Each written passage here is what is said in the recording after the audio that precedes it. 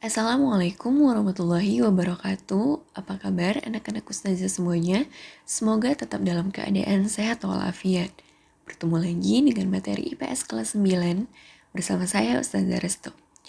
Hari ini kita telah memasuki episode 19 materi semester genap, yaitu bab 3 dengan bahasan sumber ekonomi dan potensi wilayah Indonesia.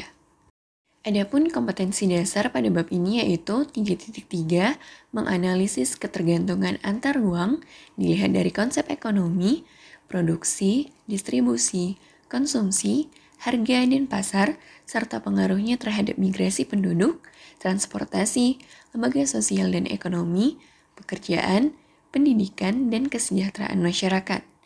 Yang kedua, 4.3 yaitu menyajikan hasil analisis tentang ketergantungan antar ruang dilihat dari konsep ekonomi, produksi, distribusi, konsumsi, harga dan pasar, serta pengaruhnya terhadap migrasi penduduk, transportasi, lembaga sosial dan ekonomi, pekerjaan, pendidikan, dan kesejahteraan masyarakat.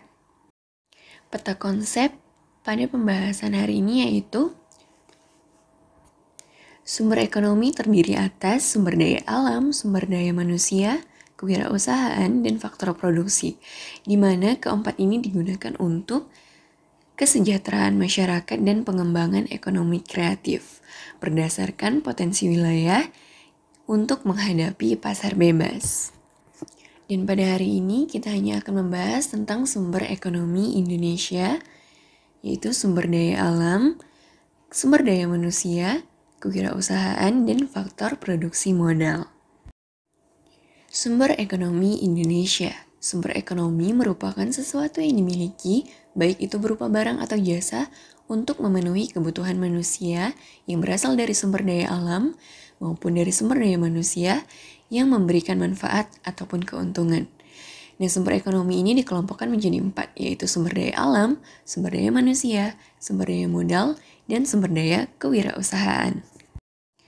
A. Pemanfaatan sumber daya alam. Pemanfaatan sumber daya alam terbagi menjadi 3. Yang pertama, sumber daya pertanian dan perkebunan. Indonesia merupakan negara yang beriklim tropis. Hal ini menyebabkan kondisi tanah di Indonesia sangat subur sehingga hasil pertanian dan perkebunannya melimpah. Nah, berikut adalah peta persebaran hasil bumi di Indonesia. Ada cengkeh, ada coklat, kelapa, karet, dan sebagainya.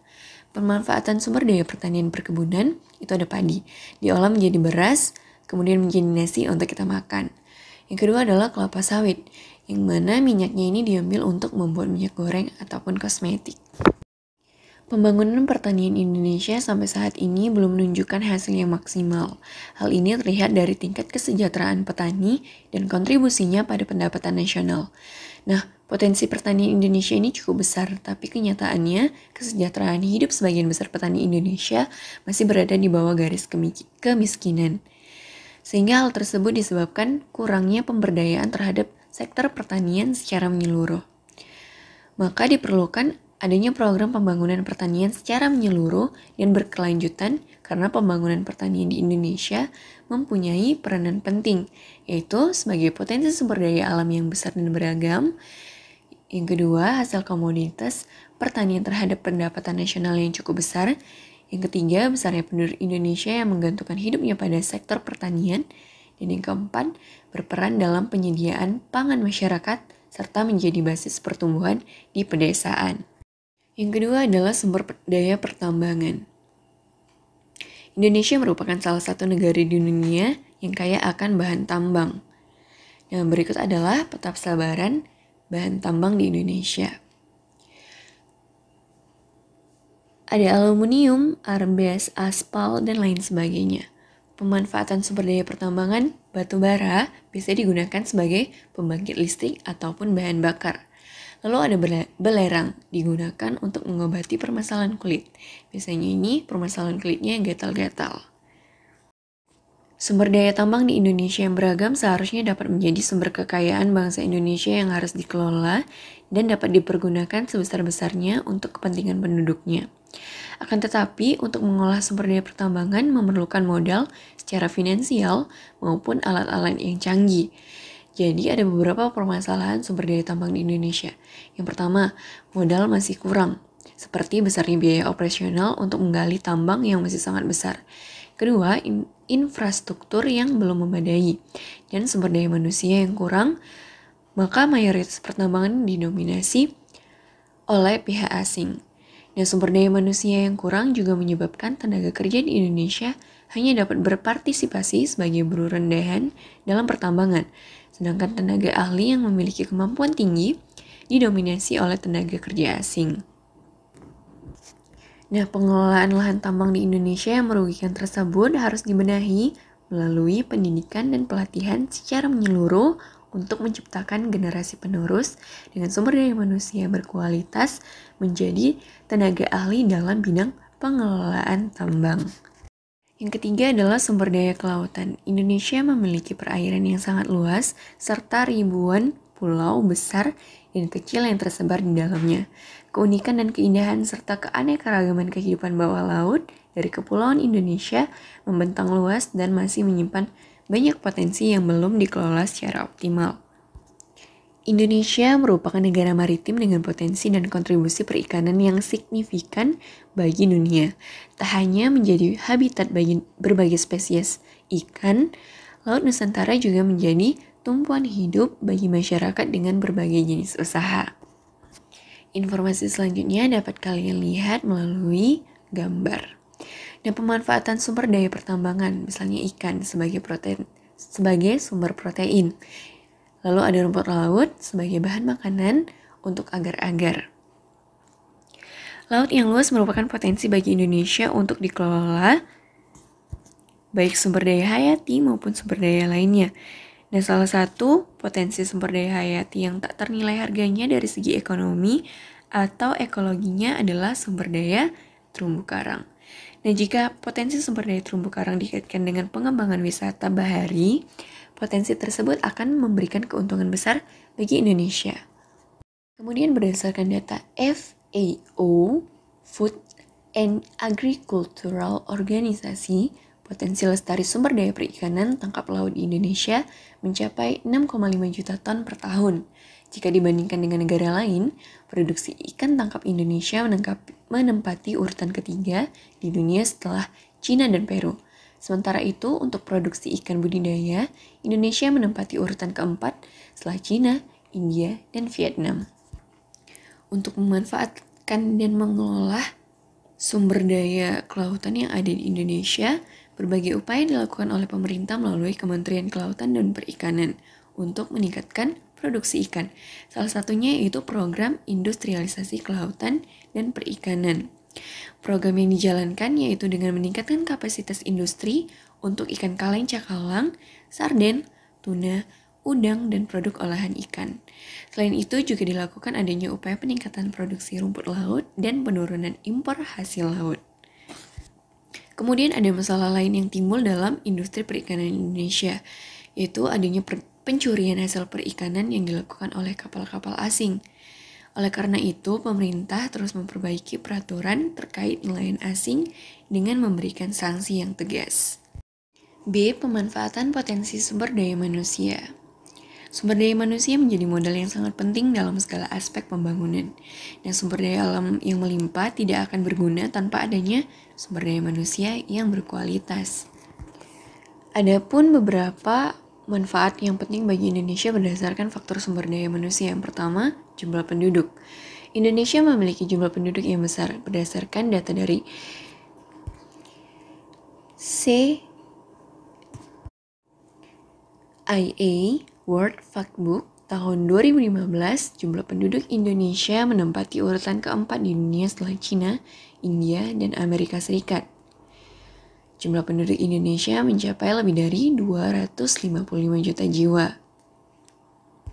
Jumlah penduduk yang besar sebenarnya dapat menguntungkan Indonesia khususnya untuk proses industri. Misalnya ini sebagai tenaga kerja untuk mengolah dan mengelola sumber daya alam, sebagai sumber tenaga kerja bagi pembangunan, dan sebagai pasar bagi produk-produk yang dihasilkan oleh perusahaan atau industri. Yang kedua ada tenaga kerja. Tenaga kerja atau manpower adalah penduduk dalam usia kerja yang siap melakukan pekerjaan, yang sudah bekerja, yang sedang mencari pekerjaan, yang bersekolah, dan yang mengurus rumah tangga. Istilah lain dalam klasifikasi kerja bagi sumber daya manusia dibagi dalam dua macam, yakni angkatan kerja atau labor force dan bukan angkatan kerja. Angkatan kerja meliputi golongan orang-orang yang mempunyai pekerjaan, baik sedang bekerja maupun sementara tidak sedang bekerja karena suatu sebab. Kelompok bukan angkatan kerja adalah golongan yang bersekolah, golongan yang mengurus rumah tangga, dan golongan penerima pendapatan. Kemudian faktor produksi tenaga kerja merupakan pelaku dalam berbagai aktivitas, baik ekonomi maupun aktivitas lain yang mendukung peningkatan pembangunan. Contoh faktor produksi tenaga kerja adalah buruh, mandor, tenaga harian, satpam, dan kepala bagian. Faktor produksi tenaga kerja dibedakan menjadi 3. Yang pertama itu ada tenaga kerja terdidik. Tenaga kerja yang memerlukan pendidikan khusus sesuai dengan bidangnya terlebih dahulu sebelum melakukan kegiatan proses produksi. Misalnya guru, dokter, perawat, dan arsitek. Yang kedua, tenaga kerja terlatih. Tenaga kerja yang memerlukan latihan terlebih dahulu sebelum melakukan kegiatan proses produksi. Misalnya juru ketik, montir, sopir, dan penjahit. Dan yang ketiga, tenaga kerja tidak terdidik. Tenaga kerja yang tidak memerlukan pendidikan atau latihan dalam melakukan kegiatan proses produksi. Misalnya, tukang sapu dan pemulung. Adapun permasalahan tenaga kerja di Indonesia, yang pertama itu pendidikan sumber daya yang masih rendah. Pendidikan sumber daya manusia yang masih rendah, sebagian besar tenaga kerja di Indonesia ini hanya lulusan pendidikan dasar. Nah, kondisi ini sangat menyulitkan terjadinya pergeseran tenaga kerja dari sektor primer ke sektor sekunder dan tersier. Sektor primer ini meliputi sektor pertanian dan pertambangan. Sektor sekunder merupakan manufaktur, yakni gabungan sektor industri, pengolahan, konstruksi, listrik, gas, dan air. Sektor tersier atau sektor jasa merupakan gabungan dari sektor perdagangan, rumah makan, dan jasa akomodasi. Misalnya sektor angkutan dan komunikasi, sektor keuangan dan jasa perusahaan, serta jasa kemasyarakatan. Yang kedua ini adalah angka pengangguran cukup tinggi. Dan jumlah angkatan kerja yang ada tidak sebanding dengan kesempatan kerja dan persebaran tenaga kerja, sehingga angka pengangguran di Indonesia masih tinggi. Yang ketiga, kompetensi dan etos kerja yang masih rendah. Akibat dari pendidikan yang rendah dan budaya kerja yang belum mendukung, maka profesionalitas tenaga kerja di Indonesia pun menjadi lemah. Dan yang keempat, budaya kerja kultur agraris. Ini menunjukkan tingkat ketergantungan pada alam di sektor pertanian dan perkebunan Indonesia masih tinggi. Selain itu, sistem manual atau tradisional yang tidak menggunakan mesin dan peralatan otomatis sehingga mengancam tingkat efisiensi produksi. C. Pemanfaatan kewirausahaan. Kewirausahaan merupakan proses identifikasi, pengembangan diri, dan pembawa visi dalam kehidupan. Dan dalam perekonomian nasional, wirausaha memiliki peran yang besar, seperti menciptakan lapangan pekerjaan, mengurangi jumlah pengangguran, meningkatkan pendapatan masyarakat, mengombinasi faktor-faktor produksi seperti alam, tenaga kerja, modal, dan keahlian, dan yang terakhir meningkatkan produktivitas. Sebagai contoh, Singapura merupakan negara kecil tetapi termasuk dalam golongan negara dengan perekonomian yang maju. Faktor pendorong perekonomian Singapura yang maju ini dikarenakan banyaknya wirausaha.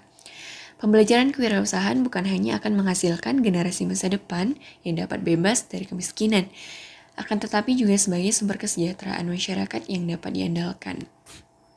D. Pemanfaatan faktor produksi modal. Nah, faktor produksi modal merupakan benda-benda hasil produksi barang dan jasa yang berfungsi sebagai penunjang untuk melancarkan atau mempercepat kemampuan produksinya. Modal memiliki peran penting dalam proses pengadaan barang dan jasa. Misalnya, pada negara berkembang yakni Indonesia. Indonesia memiliki modal yang minim untuk melakukan proses produksi, akan tetapi mempunyai bahan baku yang berlimpah. Sehingga untuk meningkatkan perekonomian dengan modal yang minim, Indonesia menawarkan kerjasama penanaman modal atau investasi pihak asing. Arus penanaman modal asing ini bersifat fluktuatif atau tidak menentu karena bergantung pada suasana perekonomian negara yang membutuhkan investor. Bagi negara investor, perlu melakukan penilaian terhadap aspek yang menguntungkan. Berikut adalah tugas. Yang pertama, jelaskan pengertian sumber ekonomi dengan bahasamu sendiri. Yang kedua, carilah informasi mengenai hasil sumber daya alam di Indonesia melalui buku atau internet. Demikianlah pembahasan materi hari ini, semoga anak-anak ustazah dapat memahaminya. Sampai bertemu di materi selanjutnya. Wassalamualaikum warahmatullahi wabarakatuh.